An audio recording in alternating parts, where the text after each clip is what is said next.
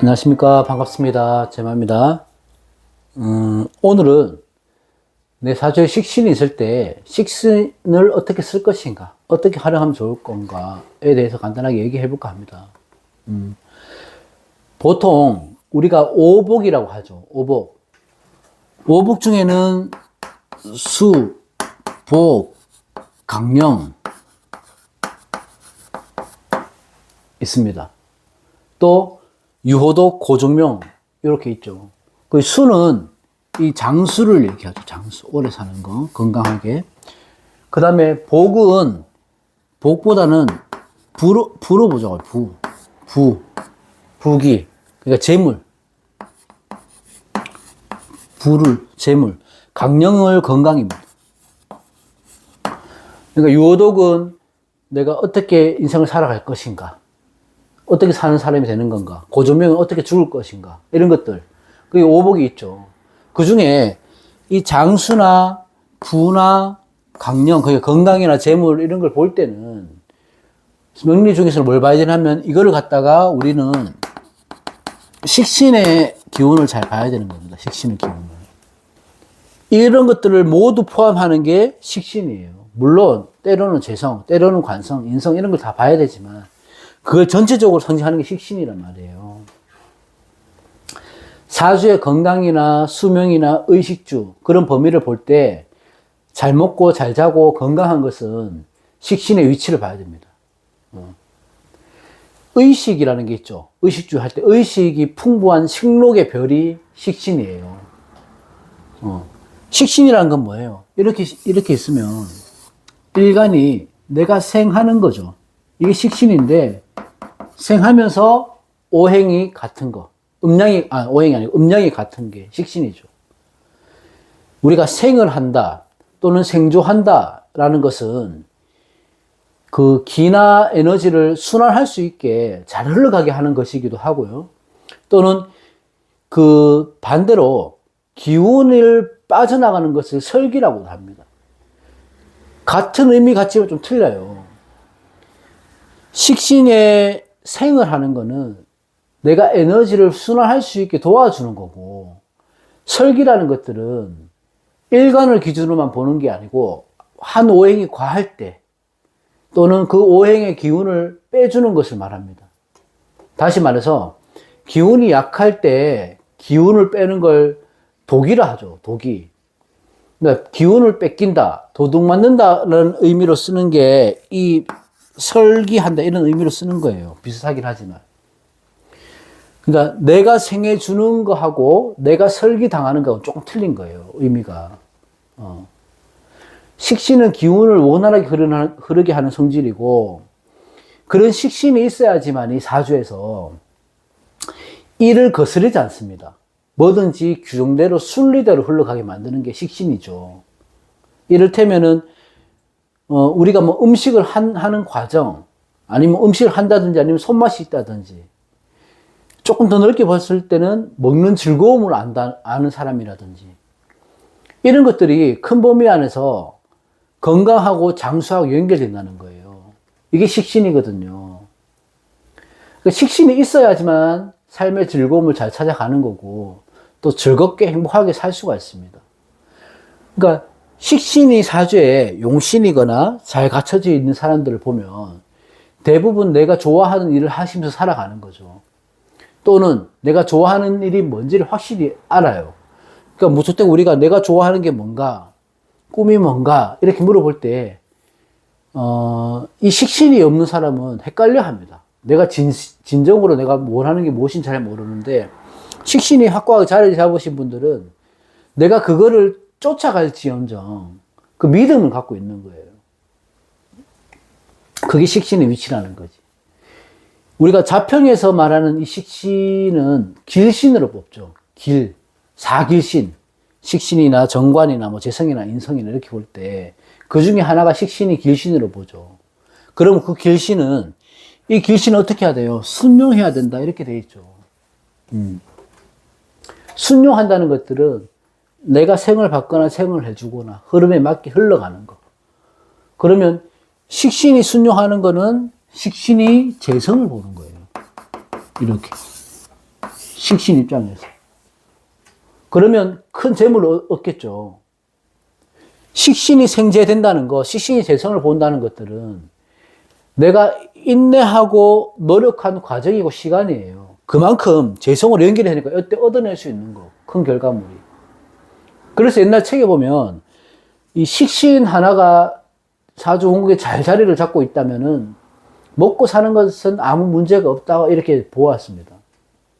그만큼 식신을 귀신으로 잘 보호하고 보호해야 되고 또 중요하게 여겼다.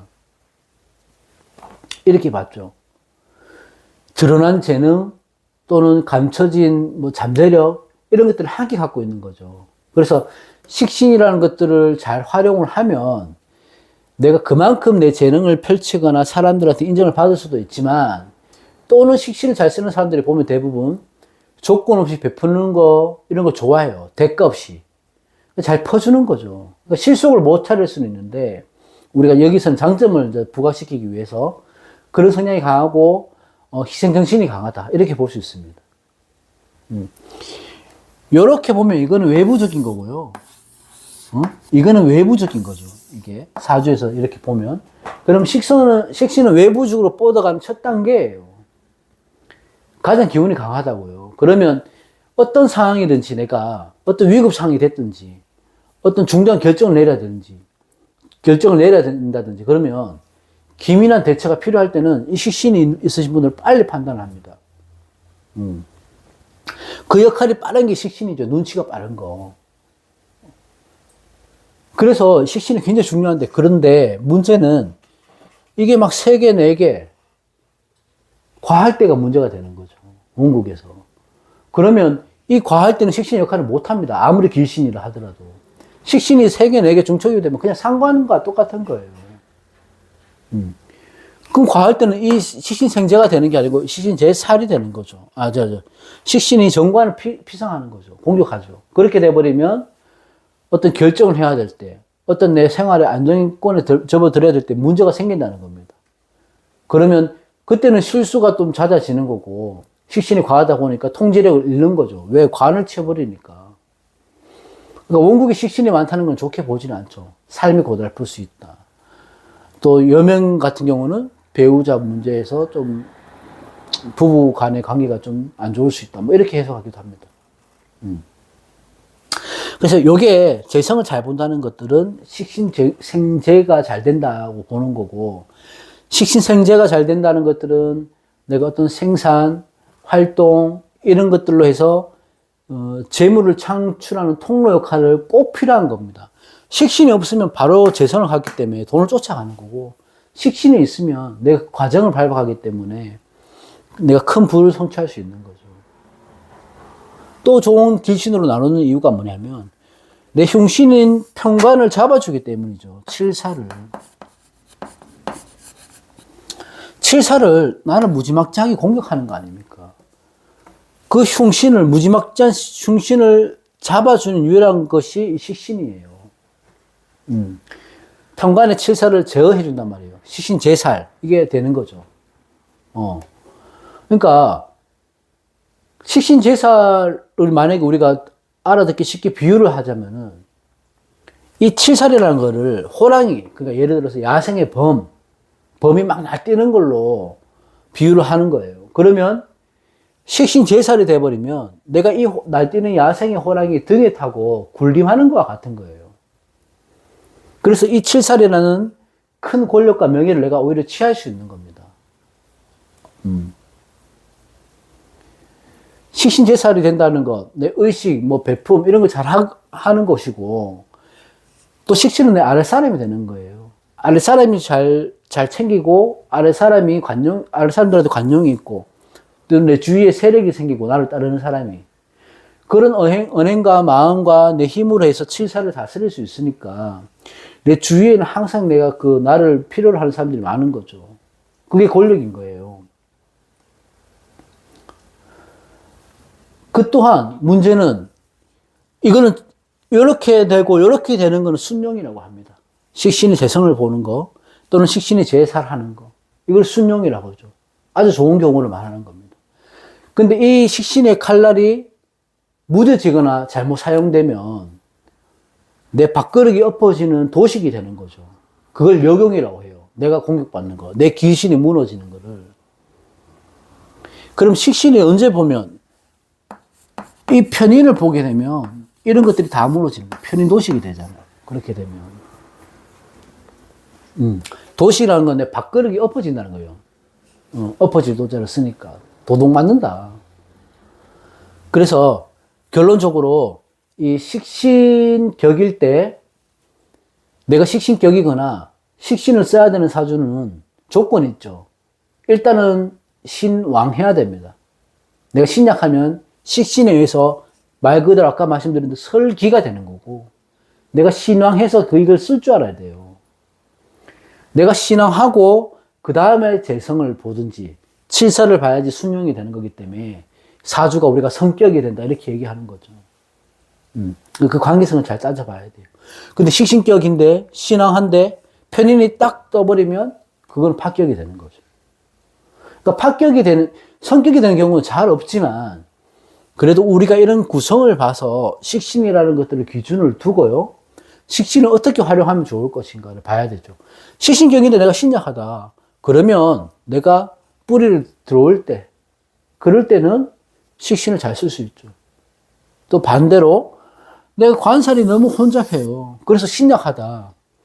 그럼 인성을 보는 게 좋긴 하지만 식신을 보면 극설교집이 되지만 그래도 차선으로 식신을 쓰는 게 좋다. 이렇게 보는 거예요. 사주가 8글자의 상관관계를 따지다 보니까 워낙 변수가 많이 일어나는데 이제 그 변수를 읽는 게 운에서 들어올 때 그걸 변수를 읽어내는 게 이제 중요한 거죠. 그러니까 제가 드리고 싶은 말씀은 식신격이라고 해서 무조건 좋은 건 아니다. 근데 식신격은 순용을 해야 된다. 이렇게 그 기준을 두시고 오시면 되고, 그 순용을 하기에는 내가 뿌리가 있어야 된다. 이렇게 보시면 돼요. 그러면 식신격에 대해서 여러분들이 어느 정도 조금은 기준이 잡히지 않을까 이런 생각이 듭니다. 자, 오늘 여기까지 식신에 대해서 얘기를 해봤고, 또 다음 시간에 다른 것들로 해서 주제 찾기가 좀 힘든데요. 뭐 아무 주제나 하나 갖고 와서 또 해보겠습니다. 고맙습니다.